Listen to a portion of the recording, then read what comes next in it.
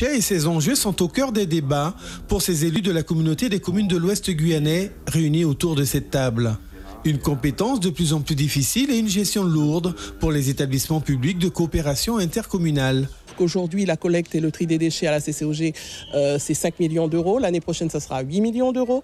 Et que c'est insoutenable pour une collectivité comme la nôtre. Pourquoi ? Parce que la difficulté que nous avons de collecte et de tri sur l'ensemble du territoire est problématique, surtout que dans le premier plan d'urgence, nous avons rencontré aujourd'hui des difficultés pour cette mise en œuvre. Invitée à ce séminaire, Marie-Laure Finera, présidente de la CACL, est aussi représentante de l'Association des communautés des communes de France. Elle est présente afin de partager son expérience et représenter les ultramarins. Il y a des réglementations, des lois qui sont votées et en fait qui ne correspondent pas aux réalités de notre territoire. Donc il était important pour moi de répondre à cette invitation et pour pouvoir partager, puis déjà savoir, parce que en fait le but c'est que les 4 EPCI se retrouvent ensemble, soudés. Et je crois qu'il faut qu'on arrive à cette maturité d'esprit pour que notre pays puisse prendre de l'avant, puisse progresser et que chacun ne reste pas sur son territoire et puis se battre.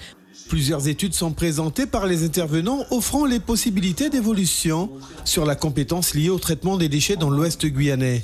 Sur plusieurs plans, on a des possibilités effectivement financières pour pouvoir investir au travers de ce que nous a présenté la Banque des Territoires, donc la Caisse des dépôts et consignations.